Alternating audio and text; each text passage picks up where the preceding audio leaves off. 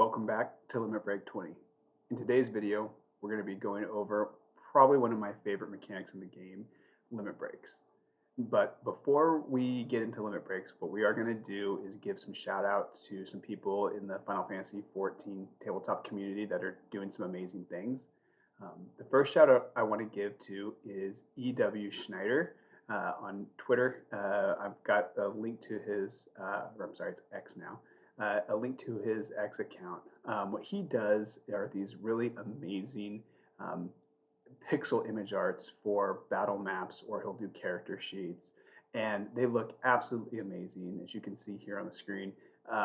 Just really great work. And as somebody who's been playing not just Final Fantasy XIV, but the Final Fantasy series, that just hits so hard in the nostalgia feels. So really, really cool. Take a look at his stuff and hit him up if you want to use some of that stuff in the battle map.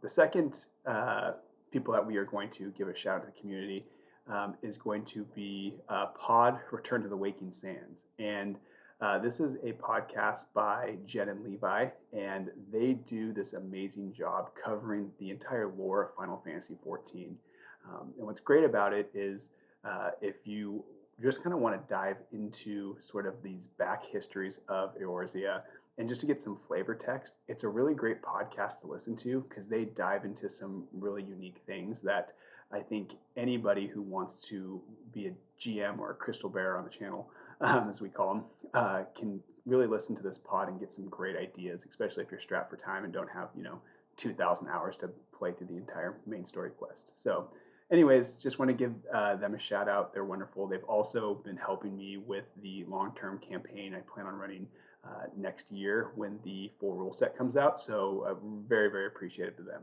So with that, let's get back to our regularly scheduled programming, which is going to be limit breaks. So first thing we want to talk about when it comes to limit breaks is what exactly are they? And limit breaks are basically special abilities that each character class has, and that can be used during combat. Now, here's the caveat to this. It is going to be the game master's discretion. And so I will touch base on sort of, I think, the big issue that creates a little bit later on in the video. But as far as it goes, let's just go over just some of the mechanics so you're aware. All right, so a party of adventurers can use a limit break up to 3 times per encounter. However, one of the major rules is that if you've used a limit break during the encounter, you can't use another one. So limit breaks actually have triggers that are going to be listed on the character sheet. And the cool thing about this is that they aren't actually classified as instant abilities. So a player can actually use a limit break in addition to an instant ability on that turn. So that's something that's really, really cool that I like, especially because as we go over some of the limit breaks for the characters that are available currently in the starter guide, you'll kind of see how there could be some really cool synergies with those. So another thing to notice is that a limit break that's trigger is listed as any time can also be used to interrupt the resolution of another ability or a marker.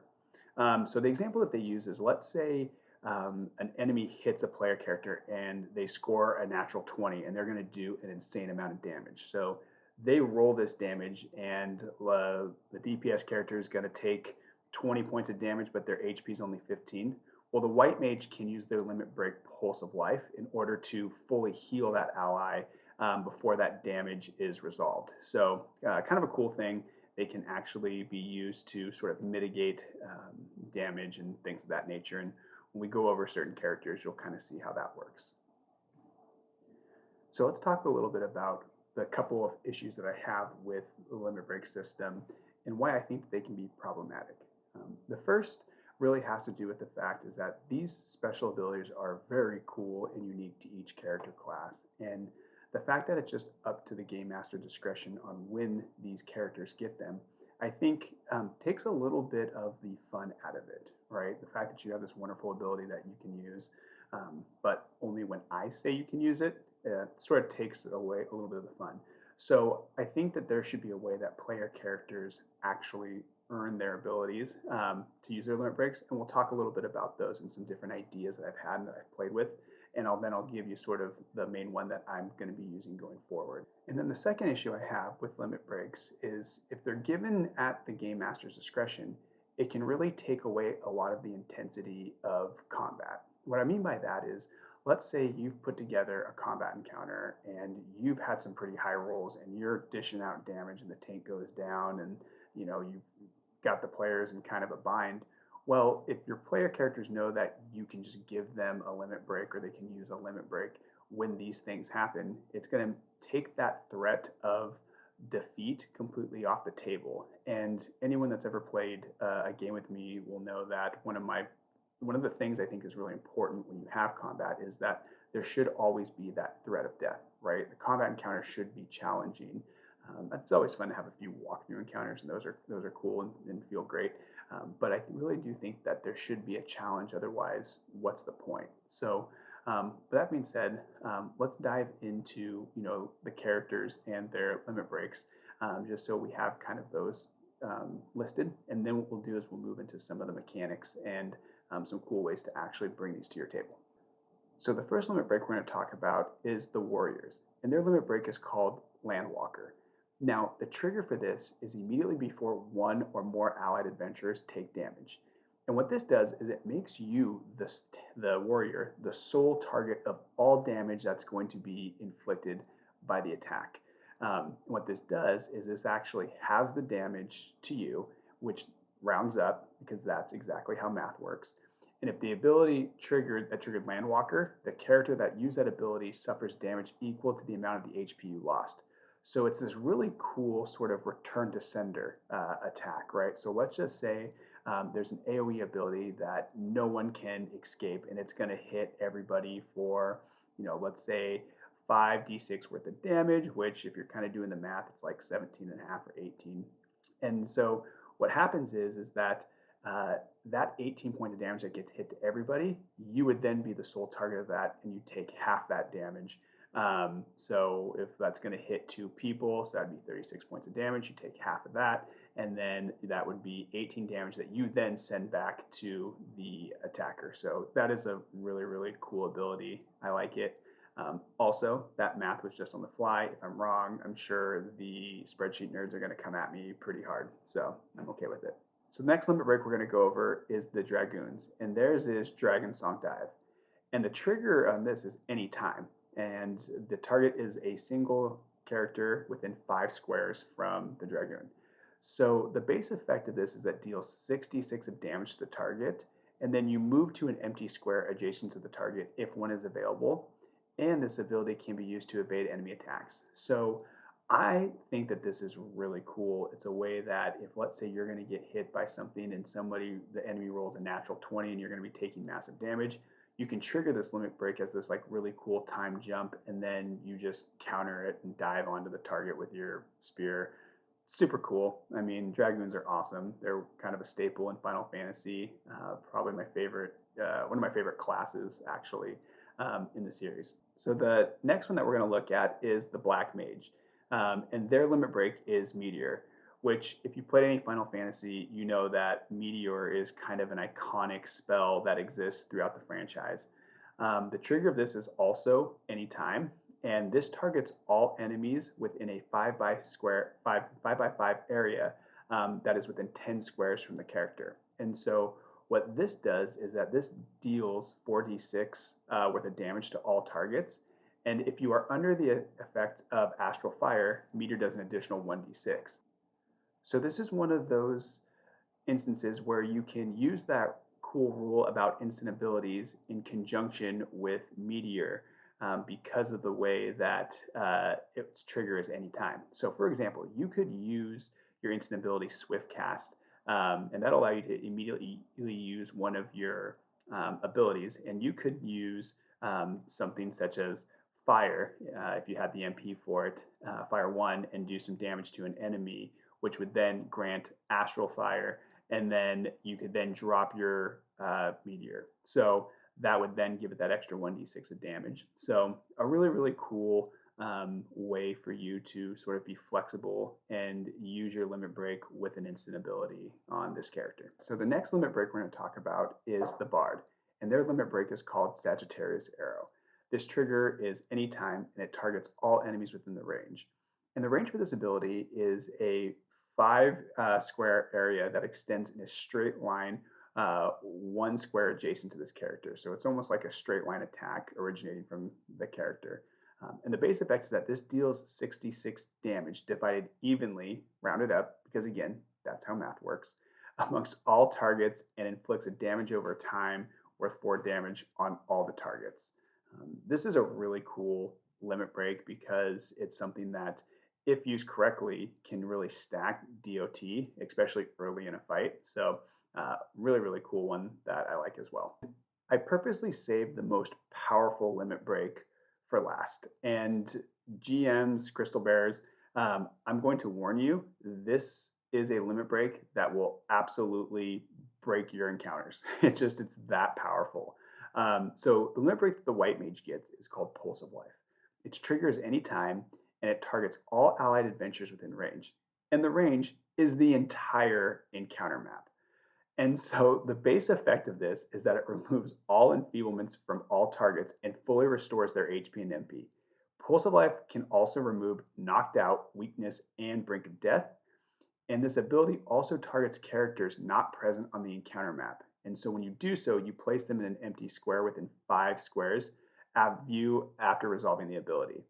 So I want to tell you that this is something that is really cool in a couple different ways. And in my first game that I played with my friends, there was an encounter that existed on sort of 2 opposite ends of the airship. And what happened is after they defeated one encounter, the White Mage had their limit break and they used Pulse of Life and pulled the entire party over to them. And at that point, the Black Mage used their instant ability Swift Cast and rolled a nat 20 on a Fire 2 and vaporized all the remaining enemies. It was really, really satisfying and awesome. In the same adventure that we ran, another time that it happened is that the Black Mage knew that he was going to be getting hit with this ability, or there's an AoE that was targeting him.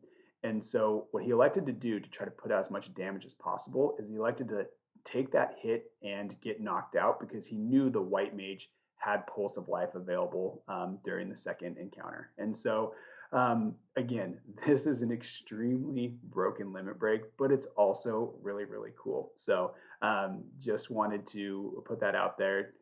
Game Masters, be ready for this one because if party members are going down and they have this available, it just puts them right back into the fight at full strength. So now that we've discussed sort of the limit breaks and sort of the things to be kind of aware about, what I want to do is talk about some of the ways that I've used these in encounters, and I've heard some of the other players in the community use them. And just to give you some different ideas, and then I'll tell you sort of what I've kind of decided to land on when I run my long-term campaign or anyone who decides to play a one-shot with me. So the first thing that I did when players roll a natural 20. And I did that even during role play because I really wanted to see how these limit breaks worked in combat and how you could use them. And that ended up being too much, in my opinion. People were rolling nat 20s in certain situations, but I got to at least see what the limit breaks looked like and how the players were going to use them and really how that impacts the encounter. And so that's one that maybe I would either sort of resort back to maybe just when natural 20s in combat happen, you get a limit break. But even then, you can play entire sessions and no one rolls a natural 20. So those are things to keep in mind. So that's the first one.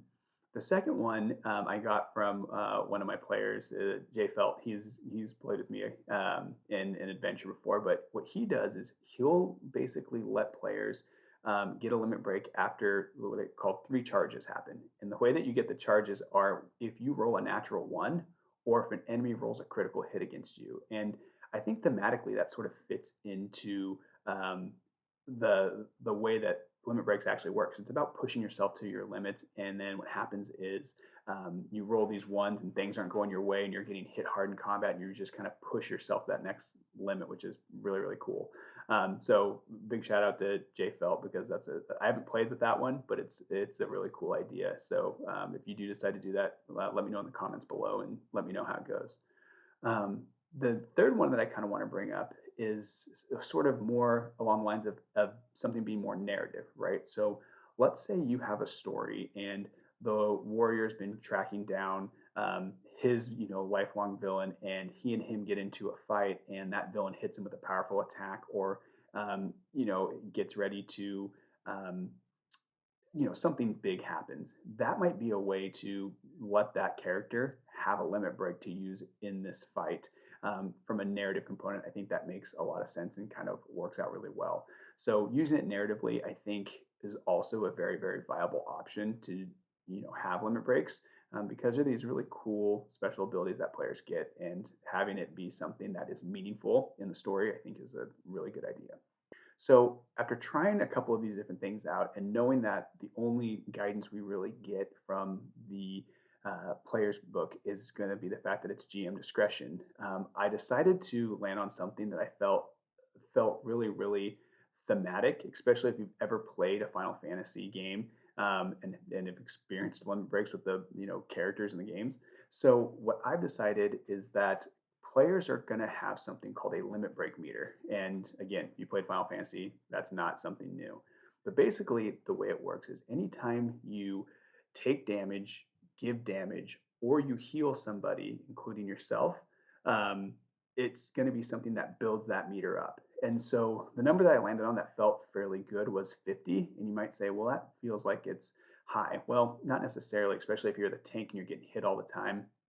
Even though you're not putting out a lot of damage, it's something that you can still build that up in a pretty meaningful way. DPS, you're going to get that. It's pretty easy. And then even with the white mage, if you're casting things like arrow on multiple enemies, using stone, or even just healing, I mean, there is a flat 7 heal plus whatever your roll is. So you can really build the limit break meters in a lot of different ways.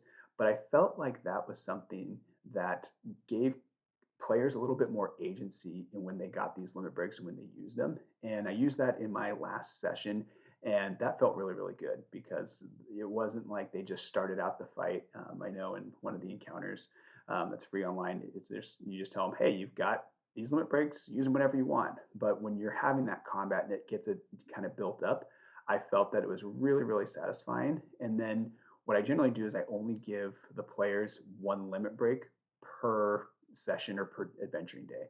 The reason being is because I want them to save it up in a sense to where use it in something when it's meaningful. But if you're gonna have multiple combat encounters and you got 4 characters, it's also something that's not just so sacred where they've got to hoard the resource, right? So that's sort of what I had so far with limit breaks. Please let me know what your experience has been with them in the comments below. I would love to hear about it. And if you have some different ideas, share it with me and the community. We'd love to hear it. And that's all I had for you. And if you see something wagging, that is my dog's tail. Kazi, come here. Ugh. That's our husky. All right, girl. Down. So that's all I had for us today. Let me know what your experience has been with limit breaks, or if you have some rule or mechanic that you're using and you find is working well. Put it in the comments below because I'd love to hear about it. And if you did like this content, feel free to attune to this channel by liking and subscribing. And until then, stay safe, adventurers.